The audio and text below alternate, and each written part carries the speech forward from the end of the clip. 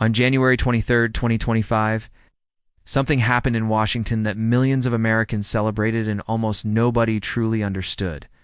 A single executive order, signed quietly in the Oval Office, announced in a short, polished press release, packaged with words like innovation, leadership, and digital modernization.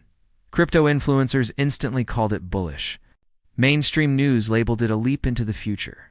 Social media cheered. America finally embraces Bitcoin. Digital freedom is here. A financial revolution begins. But the people who didn't stop at the headline, the people who read the legal clauses, the authorizations, the footnotes, felt something very different.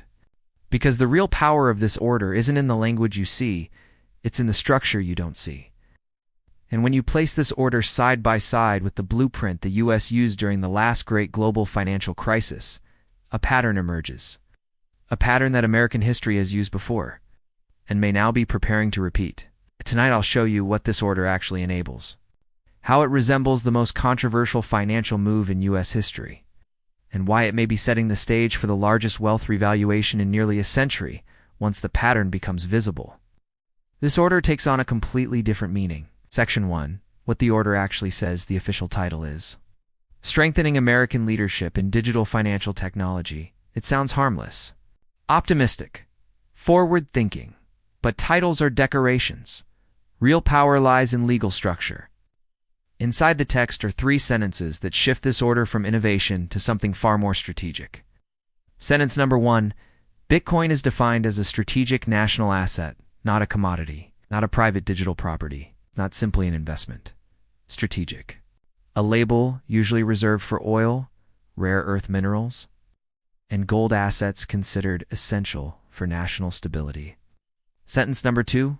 The U.S. Treasury is authorized to acquire, hold, and store digital assets.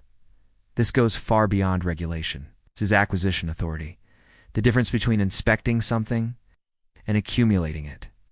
Sentence number 3. The government will build national custody systems, valuation models, and acquisition frameworks. Custody systems gives vaults. Valuation models gives pricing mechanisms. Acquisition pipelines gives routes for accumulation together. These create the architecture a nation would need if it were planning to increase its reserves of a digital asset at scale. And here's what stands out. There is no upper limit, no maximum amount, no cap of any kind. This is not simple modernization. This is not symbolic crypto enthusiasm. This is the kind of infrastructure a government prepares when it anticipates a global financial shift, the kind that demands hard, non-inflationary assets. The last time the U.S. built an apparatus like this was during the Great Depression. Section 2, the 1933 Blueprint. To understand 2025, we need to revisit 1933. America was in crisis. Banks were collapsing. Employment was devastating. Confidence in the dollar was evaporating. Then came Executive Order 6102, signed by President Franklin Roosevelt. It became one of the most debated financial moves in American history. Here was the sequence. Declare gold essential for national stability. Give Treasury full authority to acquire it. Build federal custody and storage. Require citizens to sell their gold to the government once the government held enough. Reprice it upward, and overnight, the U.S. shifted enormous value onto the federal balance sheet. It was a financial reset disguised as protection. Now compare this historic model to the 2025 Bitcoin order. Asset declared strategic, gives parallel Treasury granted broad acquisition authority, gives parallel national custody structures, created gives. Parallel official valuation mechanisms planned, gives parallel possible future revaluation gives. Following the same pattern, there's one major difference. The 2025 order does not mandate public acquisition. But historically, the U.S. only adds that final step when the national debt becomes mathematically impossible to manage through traditional means. Which brings us to today. Section 3. Why 2025 is different right now. The United States isn't experiencing high debt. It is experiencing debt that cannot be realistically repaid. $38 trillion owed, over $1.2 trillion per year in interest debt to GDP. Above 130% foreign holders, reducing exposure, BRICS nations creating alternative systems, Global trade increasingly bypassing the dollar. When nations reach this stage, they have historically chosen one of three paths. 1. Raise taxes, politically dangerous. 2. Cut spending, economically painful. 3. Reduce the real value of the currency, quiet, indirect, historically common. But devaluation must be controlled, must be anchored to credible assets, must appear strategic, not desperate. In 1933, that anchor was gold. In 2025, the emerging candidate is Bitcoin. It's not because it's decentralized. It's not because it's popular. But because it is the one global asset the United States can reprice without needing approval from any other nation. That is its strategic potential. Section 4, modern confiscation, won't look like 1933. When people hear the word acquisition, they imagine force. Door knocks, agents, seizures. But that era is gone. Today, financial control happens quietly through digital systems. Here's how a modern version could look. 1.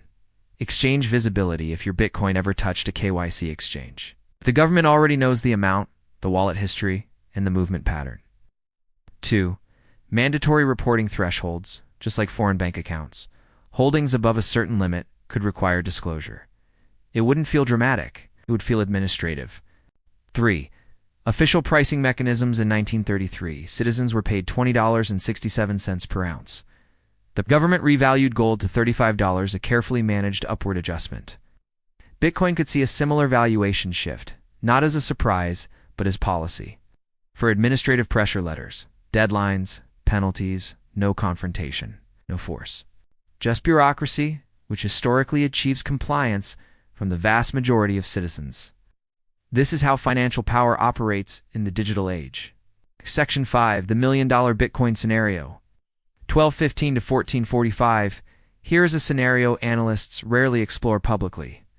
If the U.S. strategically accumulates a significant Bitcoin reserve, whether through purchases, taxation, incentives, or regulatory pressure, it wouldn't need to sell it. It would only need to repricing it. Let's break it down. Imagine the U.S. Treasury acquires 1 million BTC hypothetically. Future official valuation of $1 million per BTC would instantly place $1 trillion in new assets onto the national balance sheet. If gold were revalued upward at the same time, the Treasury could quietly strengthen the balance sheet by $5 to $7 trillion. Without printing new dollars, raising taxes, cutting programs, not through legislation, not through negotiation, but through valuation. This is not a prediction. It's a structural possibility based on historical precedent. It's the 1933 framework. It's updated for a digital era. Section 6, winners and losers. If a revaluation event occurs, the effects would not be evenly distributed. Potential winners: the U.S. government, individuals holding Bitcoin in private custody, early BTC accumulators, nations seeking alternatives to U.S. dollar influence. Potential losers: savers holding large amounts of cash, retirees dependent on fixed income assets, anyone storing crypto primarily on exchanges, holders required to sell at an official price. This isn't alarmism. It's a reflection of historical patterns applied to modern tools. Revaluation redistributes wealth. It always has.